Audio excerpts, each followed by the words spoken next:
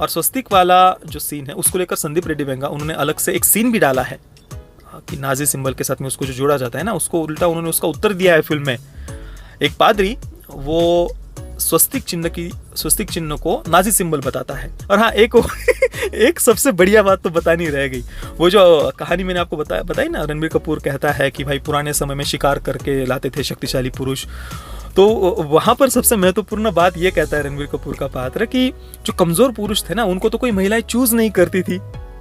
तो फिर उसके बाद में आई कविताएं, पोएट्री कि मैं तुम्हारे लिए चांद तारे लो तोड़ करके लेकर के आऊंगा, मैं तुम्हारे लिए ये करूंगा वो करूंगा। ओम नारायण नारायण नारायण नारायण। सब मित्रों को राम राम, सबका स्वागत है दोस्तों। कैसे आप सब?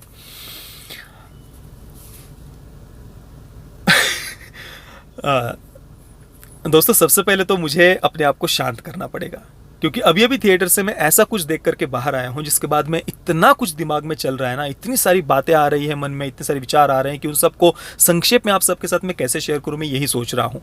पर जल्दी जल्दी बोलना पड़ेगा क्योंकि इसके बाद में मेरा तुरंत दूसरा शो है, समय बहुत कम है। तो इस फिल्म पर विस्तार से वीडियो में हमारे मुख्य चैनल प्रतीक बोराडे पर आने वाले 1-2 दिनों में अपलोड करूँगा। यहाँ पर मैं केवल अपना जो एक्सपीरियंस अनुभव है उसे संक्षेप में आप सबके साथ में शेयर करने वाला हूँ।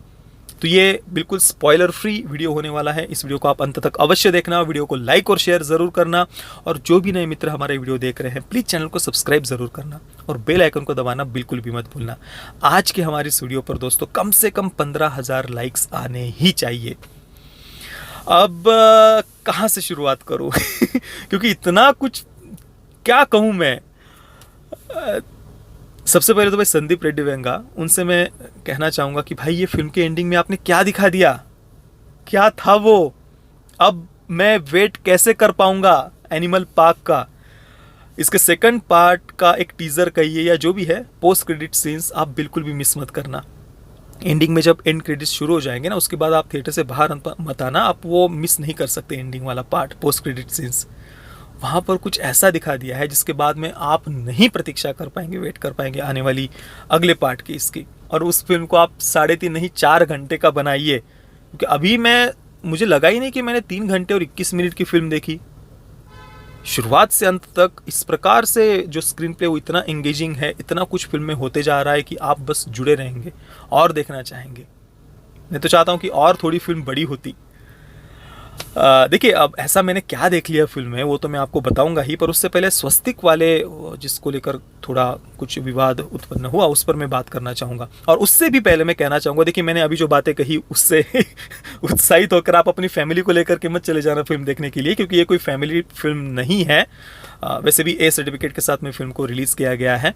ऐसे हर एक की अपनी अपनी चॉइस है, पर थोड़ा अलग थीम है फिल्म की, मैं ये पहले ही बता देता हूँ। अब बातें हैं स्वस्तिक वाले पार्ट पर।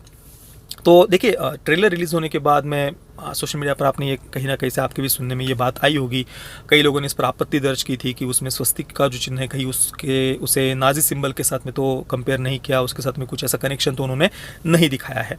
हालांकि मैंने उस पर अभी तक भी बात नहीं की थी, कोई भी वीडियो मैंने उस पर नहीं बनाया था। पिछले 1 हफ्ते में 3 बार मैं लाइव आया था और उसमें कई सारे मित्रों ने लाइव सेशन में भी प्रश्न पूछे थे कि शायद आपने मिस कर दिया होगा, उस स्वस्तिक का चिन्ह ट्रेलर में दिखाया है, ये ऐसा उन्होंने क्या दिखाया, क्या हो सकता है, इस पर आप बताइए कुछ।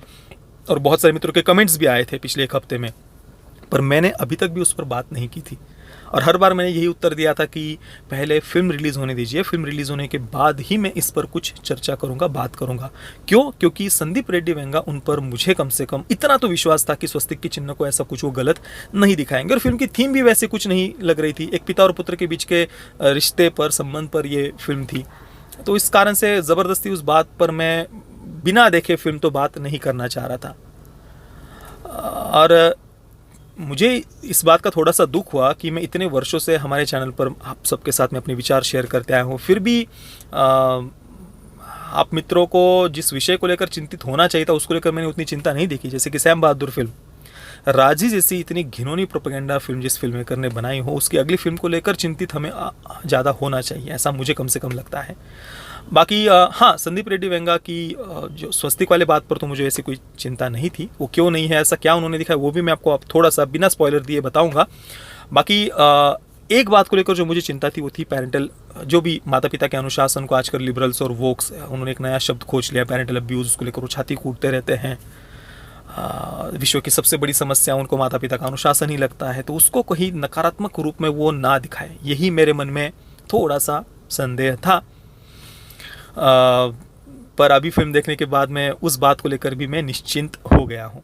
और स्वस्तिक वाला जो सीन है उसको लेकर संदीप रेड्डी वेंगा उन्होंने अलग से एक सीन भी डाला है कि नाजी सिंबल के साथ में उसको जो जोड़ा जाता है ना, उसको उल्टा उन्होंने उसका उत्तर दिया है फिल्म में। एक पादरी वो स्वस्तिक चिन्ह को नाजी सिंबल बताता है, तो रणबीर कपूर का जो कैरेक्टर है रणविजय सिंह उसका फिल्म में नाम है, वो उस पादरी को काउंटर भी करता है, उसको गलत सिद्ध करता है कि उसको तो इतना भी नहीं पता, वो हमारे स्वस्तिक चिन्ह की तुलना उसको नाजी सिंबल बता रहा है वो कैसे अलग है वो भी रणबीर कपूर का कैरेक्टर वहाँ पर कहता है। तो वो सीन मुझे काफ़ी पसंद आया, आपको भी पसंद आएगा। तो चलिए, मुझे इतना जो विश्वास था वो बात सही सिद्ध हुई। अब आते हैं एक्शन वाले पार्ट पर, क्योंकि वो इस फिल्म का सबसे महत्वपूर्ण हिस्सा है। देखिए, आप हम हमेशा हॉलीवुड की फिल्में जब देखते हैं तो ऐसा लगता है कि यार यहाँ पर इस प्रकार के कुछ क्रिएटिव आइडियाज़ हॉलीवुड के फिल्म मेकर्स जैसे दिखाते कुछ एक्शन सीक्वेंसेस वगैरह में। अभी हालांकि अभी के समय में तो हॉलीवुड भी अपने ट्रैक से पूरी तरीके से उतर चुका है, वो कंटेंट ही बना रहा है, पर काफ़ी लंबे समय से पिछली भी कुछ अगर हम फिल्में देखें पुरानी, तो कुछ क्रिएटिव नया हम वहाँ पर देखते आए हैं। जैसे कि उदाहरण देना तो जॉन विक का उदाहरण ले लीजिए, उसके पपी को मार दिया तो उसके बाद में वो कैसे रिवेंज लेने के लिए चाहता है ना पूरा, क्या और वो क्या एक्शन सीक्वेंसेस, कैसे कैसे गनशॉट सीक्वेंसेस हम वहाँ पर देखते हैं। दूसरे या तीसरे पार्ट में कुल्हाड़ी से मारने वाला भी पूरी एक सीक्वेंस थी। तो वो देखने के बाद में हमें लगता है कि यार भारत में ऐसा कुछ फिल्म मेकर्स क्यों नहीं सोचते। अब देखिए, मैं कोई कंपेयर नहीं कर रहा हूँ जॉन विक को और एनिमल को, पर भारतीय फिल्मों की दृष्टि से अगर मैं आपको बताऊं ना, तो एनिमल में आपको कुछ ऐसे एक्शन सीक्वेंसेस देखने को मिलने वाले हैं जो आपने इससे पहले तो किसी भी भारतीय फिल्म में नहीं देखे होंगे। और इवन इंटरवल से पहले वाला जो सीक्वेंस है ना भाई, वो मशीन गन वाला वो पागलपन था, सच में भाई पागलपन था। मैंने विक्रम के समय कहा था कि वो पागलपन था, ये उससे भी बड़ा पागलपन था। और इसका पूरा का पूरा क्रेडिट मैं संदीप रेड्डी वेंगा उनको ही देना चाहूँगा, क्योंकि एक डायरेक्टर का विजन होता है। हाँ, रणबीर कपूर उनका परफॉर्मेंस सच में बहुत ही बढ़िया था। कई सारे उनके आयु के जो अलग अलग पड़ाव उन्होंने दिखाए हैं ना, स्कूल, कॉलेज, उसके बाद में युवावस्था, थोड़ा सा जो और उनकी आयु बढ़ जाती है, फिर एकदम से वृद्धावस्था का भी ओपनिंग सीन में उन्होंने दिखाया है। हर एक जगह पर उनका makeup, acting, dialogue delivery, expressions, performance, आप देखना वो डिफरेंस, वो फ़र्क आपको देखने को मिलेगा। तो परफॉर्मेंस ऑब्वियसली बहुत बढ़िया था, पर एक डायरेक्टर का विजन होता है, वो क्या दिखाता है। नहीं तो कई बार परफॉर्मेंस अच्छा होने के बाद भी हम कहानी के साथ में नहीं कनेक्ट कर पाते। शमशेरा इसका सबसे बढ़िया उदाहरण है। पर यहाँ पर संदीप रेड्डी वेंगा उन्होंने जिस प्रकार से इस कहानी को प्रस्तुत किया है, उन्होंने तो कई इंटरव्यूज़ में पहले ही कहा था कि भाई वायलेंस क्या होता है ना, मैं अभी अपनी अगली फिल्म में दिखाऊंगा, और वो उन्होंने सच में दिखा दिया है कि वायलेंस क्या होता है। और हाँ, यहाँ पर लिबरल्स, वोक्स, तथाकथित फेमिनिस्ट वगैरह उनको काफ़ी पीड़ा होगी इस फिल्म को देख करके। हालांकि रणबीर कपूर के कैरेक्टर को एनिमल ही कहा है उन्होंने, उसकी कुछ बातें बिल्कुल सभी को गलत लगेंगी, पर मुझे ऐसा लगता है कि संदीप रेड्डी वेंगा वो कुछ बातों को अवॉइड कर सकते थे क्योंकि ज़बरदस्ती लिबरल्स और वोक्स उनको बोलने का एक अवसर मिल जाता है। जैसे कि लड़की झुकती है तो मैं चेकआउट करता हूँ, इस प्रकार के डायलॉग्स, ऐसे कुछ जो एक दो बातें थी उनको अगर अवॉइड कर दिया जाता तो और बहुत बढ़िया तरीके से इसी बात को प्रस्तुत किया जा सकता था, और फिर लिबरल्स और वोक्स उनको बोलने का अवसर भी नहीं मिलता। तो वो एक मौका नहीं देना चाहिए लिबरल्स और वोक्स को। ऐसे कुछ जो एक दो बातें थी उनको अवॉइड करके, और मतलब सामने वाला बोल भी ना पाए ना, इस प्रकार से हमें काउंटर करना चाहिए। तो ऐसी कुछ बातें थी उनको अवॉइड किया जा सकता था। पर ओवरऑल फिल्म का जो विशेषता फर्स्ट हाफ है ना, वहाँ पर जिस प्रकार से काफ़ी सारी जीवन की जो सच्चाई है, उसको जैसे कि तैसे संदीप रेड्डी वेंगा वो दिखाने का प्रयास करते हैं, और वो सच्चाई देखकर ही लिबरल्स और वोक्स को प्रॉब्लम होगी। जैसे कि शुरुआत में एक कहानी रणबीर कपूर का कैरेक्टर रणविजय सिंह रश्मिका मंदना के पात्र को बताता है वो बहुत बढ़िया कहानी है, आप देखना कि पुराने समय में, प्राचीन काल में जो शक्तिशाली पुरुष होते थे ना, अल्फा मेल जो भी आजकल वो शब्द उपयोग करते, शक्तिशाली जो पुरुष होते थे वो शिकार करने के लिए जाते थे, शिकार लेकर के आते थे।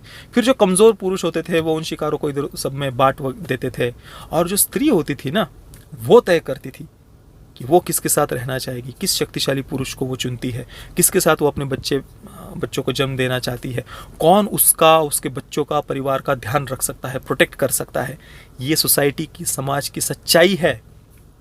ये बात उन्होंने दिखाई है फिल्म की शुरुआत में। जो वो डायलॉग आप ध्यान से सुनना, वो क्या संदीप रेड्डी वेंगा उसके माध्यम से कहने का प्रयास कर रहे हैं। मतलब आजकल के लिबरल और वोक फिल्म मेकर्स जो आने वाली जनरेशन्स को, हमारे बच्चों को नपुंसक बनाने का एक प्रकार से प्रयास कर रहे हैं, बिल्कुल उनके पौरुषत्व को ही समाप्त करने का प्रयास कर रहे हैं ना, ऐसे समय में संदीप रेड्डी वेंगा वो जिस प्रकार की बात उन्होंने, जो बातें वो कह रहे हैं, कहने का प्रयास कर रहे हैं, वो बहुत बढ़िया थी। हालांकि जैसे कि मैंने कहा, कुछ बातें उन्होंने ऐसे दिखाई है जिस कारण से ज़बरदस्ती लिबरल्स और वोक्स को एक बोलने का अवसर मिल जाता है। जो अवसर उन्होंने एक दो जगह पर यहाँ पर दिया है वो नहीं देना चाहिए था। बाकी हाँ, काफ़ी सारी बहुत जगह पर बहुत बढ़िया से उन्होंने ये सारी बातें कही है। इसके साथ ही लिबरल्स और वोक्स जो प्यार नाम का झुंझुना बजाते हैं ना, उस झुंझुने को भी संदीप रेड्डी वेंगा उन्होंने तोड़ दिया है। फिल्म की शुरुआत में, फर्स्ट हाफ में ही, जो छोटी बहन होती है रणविजय की, तो वो एक ऐसे छपरी लड़के के साथ में व्हाट्सएप पर ऐसे चैटिंग वगैरह कर रही होती है। दिखाई देता है कि लड़का सही नहीं है। तो रणवीर कपूर का कैरेक्टर वहाँ पर बड़ा ही थोड़ा सा वो गुस्से में होता है, बातचीत दूसरी जगह पर चल रही होती है, तो अपनी बहन को भी वो बता देता है कि इसके साथ जो तुम अगर सोच रही हो रिलेशनशिप में जाने का, या तुम्हारा अगर कुछ भी होगा ना, तो वो वार्न कर देता है कि ये सही नहीं है, मैं तुम्हारे लिए सही लड़का ढूंढूंगा, और सही रिलेशनशिप में जाना कैसे, वो उसका महत्व वो बताता है वहाँ पर। तो वहाँ पर हाँ, लिबरल्स, फेमिनिस्ट वगैरह उनको वो सीन देख करके काफ़ी तकलीफ हो सकती है। और साथ में एक बात भी एक जगह पर कही है अपनी बड़ी बहन से, रणबीर कपूर का कैरेक्टर कहता है कि बिल्कुल प्यार सोच समझ कर ही होता है। जो ये कहते हैं ना कि भाई प्यार है, सोच समझ कर थोड़ी होता है, वो तो हो जाता है, तो रणबीर कपूर का कैरेक्टर कहता है कि नहीं, प्यार तो सोच समझ कर ही होता है। तो ऐसी कुछ बातें बहुत बढ़िया थी, बढ़िया तरीके से उन्होंने ये बातें बताई भी है। इवन मैंने भी कई बार आपको कहा कि देखिए, ये जो फिल्म इंडस्ट्री के लोग हैं वो खुद तो विवाह करने से पहले सारा कुछ सोच समझ कर विवाह करते हैं, बड़े बड़े एग्रीमेंट्स पर साइन कर करके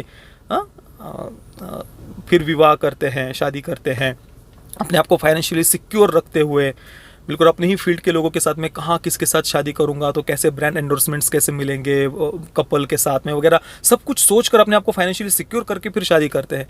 पर हमारे बच्चों को वो क्या बताएंगे कि प्यार तो अंधा होता है, वो तो ऊपर से तो जोड़ियाँ बन करके आती है वगैरह वगैरह। और हाँ, एक सबसे बढ़िया बात तो बतानी रह गई, वो जो कहानी मैंने आपको बताई ना, रणबीर कपूर कहता है कि भाई पुराने समय में शिकार करके लाते थे शक्तिशाली पुरुष, तो वहाँ पर सबसे महत्वपूर्ण बात ये कहता है रणबीर कपूर का पात्र कि जो कमज़ोर पुरुष थे ना, उनको तो कोई महिलाएं चूज़ नहीं करती थी। तो फिर उसके बाद में आई कविताएं, पोइट्री कि मैं तुम्हारे लिए चांद तारे लो तोड़ करके लेकर के आऊँगा, मैं तुम्हारे लिए ये करूँगा वो करूँगा। तो भाई बहुत कुछ कह दिया है उस एक सीन के माध्यम से, बहुत बढ़िया तरीके से वो कुछ बातें उन्होंने कही हैं। पर फिर से वही बात, एक अवसर तो दे ही दिया है उन्होंने, कुछ डायलॉग्स, एक दो तीन जगह पर ऐसे कुछ डायलॉग्स है वो डालकर, तो और पर चलिए बढ़िया है। कम से कम जो आपके हमारे बच्चों को पूरी तरीके से उनके पौरुषत्व को समाप्त करके जो नपुंसक बनाने का प्रयास लिबरल्स और वोक्स कर रहे हैं, कम से कम उसको तो उन्होंने यहाँ पर काउंटर किया है।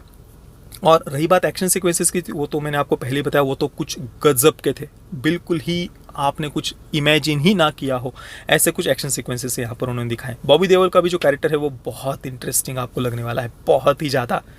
उसकी 3 पत्नियाँ दिखाई है, अबरार उसका ऐसा कुछ नाम है, तो उसके माध्यम से भी वो जो कुछ आप ध्यान से देखना कैसे उन सब बातों को उन्होंने प्रस्तुत किया है। मैं यहाँ पर कुछ आपको ज़्यादा स्पॉयलर्स वगैरह नहीं दूंगा कि वो कौन है, क्या है, कैसे है, वो सस्पेंस ही रहने दीजिए, आपको मज़ा आएगा जब आप वो देखेंगे फिल्म में। और देखिए, एनिमल जैसी फिल्म तभी बन पाती है जब एक डायरेक्टर को छूट दे दी जाती है कि भाई तुम बनाओ, तुम्हारा जो विजन है बस उसके अनुसार तुम फिल्म बनाओ, हम कुछ उसमें नाक अपना नहीं घुसाएंगे, हाँ हम पीछे खड़े हैं तुम्हारे, तुम बनाओ, तब एनिमल जैसा प्रोडक्ट बनता है। नहीं तो आप देख लेना बॉलीवुड की जितनी भी मेन स्ट्रीम फिल्में, बड़ी बड़ी जिनको बड़ी फिल्में कहा जाता है ना बॉलीवुड में, हर एक में कुछ ना कुछ आपको एजेंडा दिखाई देगा, जहाँ पर ऐसा लगता है जैसे पैसा उस एजेंडा को स्प्रेड करने के लिए लगाया गया हो, कहानी उस एजेंडा को सेंटर में रखकर फिर उसके इर्द गिर्द लिखी गई हो। चाहे वो पाकिस्तान प्रेम हो, लाल आतंकियों को सेलिब्रेट करना हो, या फिर कुछ अवैध घुसपैठियों को ग्लोरीफाई करने की थीम हो। मतलब इनकी जो मेन स्ट्रीम फिल्में आप देखेंगे तो उसका उनका उद्देश्य, एजेंडा कुछ और ही होता है, फिर उसके इर्द गिर्द वो कहानी लिखते। पर यहाँ पर आप देखेंगे कि जो कैरेक्टर्स है अमीर परिवार से हैं, पर कहीं पर भी उनका वो एलिट माइंडसेट नहीं दिखाई देगा। जो कहते हैं ना साउथ बॉम्बे, साउथ दिल्ली वगैरह, ऐसा कुछ एलिट माइंडसेट नहीं है। आपके हमारी तरह लोग, उनके इमोशंस आपको देखने को मिलेंगे। बिल्कुल ही वो जो आजकल के देखते हैं फिल्मों में, जो एक एलिट माइंडसेट कैरेक्टर्स का दिखाई देता है, जो बिल्कुल बस सेक्स के पीछे ऑब्सेस्ड है, दूसरा तो उनको कुछ जीवन में उनके प्रश्न होता ही नहीं है, ऐसे कैरेक्टर्स नहीं है। तो रिलेशंस को, परिवार को, संबंधों को जिस प्रकार से उन्होंने दिखाया है वो आप समझ पाएंगे। और जो स्वस्तिक स्टील उनकी जो कंपनी दिखाई है, उसमें अपने ही कामगारों को, जो वर्कर्स है, उनको मोटिवेट करने के लिए रणबीर कपूर की जो स्पीच है, वहाँ पर बहुत सारी बातें हैं मुझे पसंद आई, जिस प्रकार से उन्होंने इस पूरे विषय को प्रस्तुत किया है। मैं तो पर्सनली सेकंड पार्ट देखने के लिए बहुत ज़्यादा उत्सुक हूँ। 3 घंटे और 21 मिनट की फिल्म है, पर कहीं पर भी आपको ये फिल्म बोर नहीं करेगी। मैं एनिमल को दूंगा 9 आउट ऑफ 10 स्टार्स। 1 स्टार मैंने इसलिए कम किया क्योंकि रश्मिका मंदाना का जो कैरेक्टर है ना, उसकी जो डायलॉग डिलीवरी है, उसको लेकर कुछ मीम्स वगैरह आपने देखे होंगे कि भाई मुंह से सुपारी निकाल के बात कर। हेरा फेरी वाला वो डायलॉग डालकर जो मीम वगैरह आपने भी कुछ देखे होंगे। भाई वो सच में फिल्म में रश्मिका मंदाना की पता नहीं डायलॉग डिलीवरी कैसे थी, वो मुंह पूरा खुलता ही नहीं और ऐसे मुंह आधा बंद करके ही वो जो बात करे ना, वो समझ में ही नहीं थे कई सारे डायलॉग्स। बहुत ध्यान से सुनना पड़ता है कि वो कैरेक्टर क्या कह रहा है। मैं तो कहूँगा भाई, अगर इस फिल्म से जुड़े हुए कोई वीडियो देख रहा है तो इंग्लिश सबटाइटल्स के साथ ही इस फिल्म को हर जगह पर रिलीज़ करो। वैसे भी सर्टिफिकेट तो इंग्लिश सबटाइटल्स के साथ ही मिलता है CBFC का, तो वो रखना चाहिए, क्योंकि कुछ डायलॉग्स तो समझ में नहीं आ रहे, विशेषतः रश्मिका मंदाना के। बिल्कुल ऐसे आधा मुंह बंद करके वो बोल रही है। और बाकी ऐसा कुछ मैंने जो बात कही कि एक कुछ जगहों पर जो अवसर दे दिया है ना लिबरल्स या वोक्स उनको बोलने का, वो नहीं देना चाहिए था। पर चलिए, उस कैरेक्टर को एनिमल ही उन्होंने कहा है, तो वो कोई बिल्कुल आइडियल आदर्श कैरेक्टर है ऐसा तो बिल्कुल भी नहीं है। बाकी पेरेंटल गाइडेंस की कोई आवश्यकता नहीं है, क्योंकि A सर्टिफिकेट के साथ ही इसे रिलीज़ किया गया है। बच्चों के साथ में तो आप इस फिल्म को थिएटर में नहीं देख सकते, और घर पर भी मैं तो रिकमेंड नहीं करूँगा, क्योंकि 2-3 जगह पर सेमिन्यूड सीन है, सेक्स सीन भी है फिल्म में, लिप टू लिप किसिंग के सीन भी है, और वायलेंस वगैरह तो है ही। बाकी दोस्तों, आप जब भी इस फिल्म को देखेंगे तो आपका अनुभव कैसा रहा मुझे अपने कमेंट में अवश्य बताना, और वीडियो को लाइक और शेयर ज़रूर करना। कम से कम 15,000 लाइक्स हमारे इस वीडियो पर आज के आने ही चाहिए। आप सभी मित्रों का वीडियो देखने के लिए बहुत बहुत धन्यवाद। जय श्री राम, वंदे मातरम।